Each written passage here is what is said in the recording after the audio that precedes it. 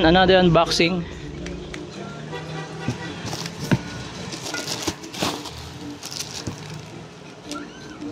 So okay ko na sa box para mabilis unboxing natin. Ito yung mga hardware accessories nya. Ayan, springs, clamps, stainless clamps, then yung mga parts ng header. Ito, ayan, sa may papuntang manifold. Then ito yung set,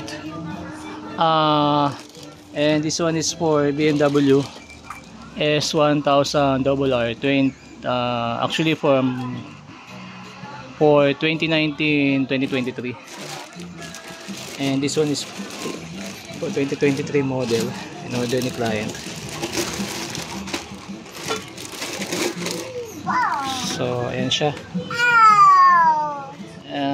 Again, it's a handmade titanium header set. It comes with flapper. Ayan, 22-23 kasamang flapper yan. So yan ang finish ng handmade titanium, custom made, custom handmade inside factory abroad in mainland. So ayan siya. Pwede pa natin isa. Yan, real titanium, sobrang gaan niya.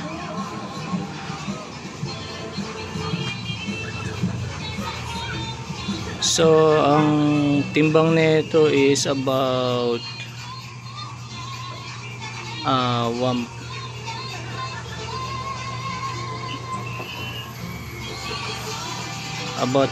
point something kilogram, ganun. Kalimutan ko, may picture ako nito na nakatimbang siya. So ayan siya.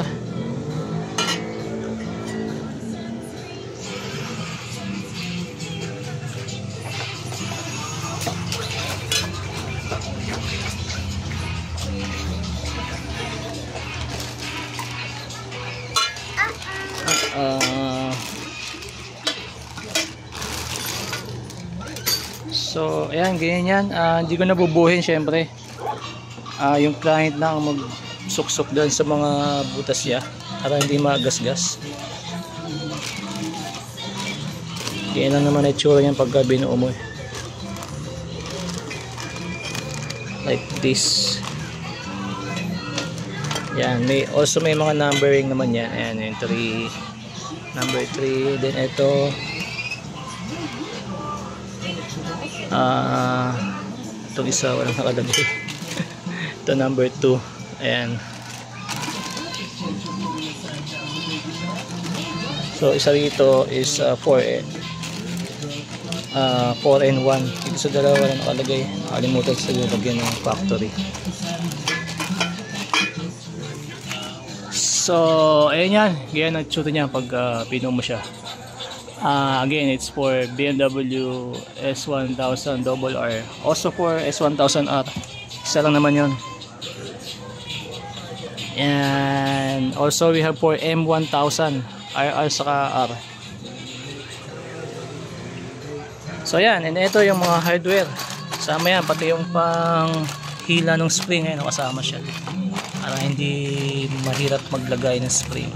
Kasama yan. And then yung mga takip dun sa sensor, ito yan, sensor socket, kasama yan. Ilan ba yan? 4 lahat yan eh. So 1, 2, 3, 4. Ayan. Then ito yung ring, round ring para dito sa ibabaw, putang manifold. 4 din yan, 1, 2, 3, 4. And also this oval shape na para din doon, 4 din siya, 1, 2, 3, 4. Ayan. So complete set, and also with clamp. Itong clamp na stainless lang to eh, para dito naman yan, dito punta doon sa canister muffler. So yan, so yung order, PM nyo lang ako. Mura lang yan mga boss. Kaya.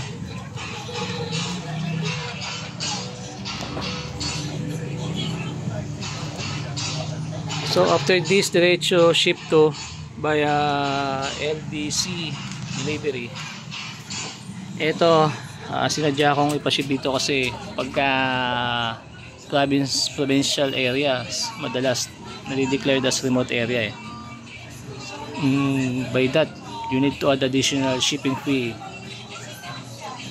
for as low as 3,000 for remote areas. So don't have a choice but to send it to my address na lang, para from me send ko siya via DHL. So mas mura pag ganun. Okay.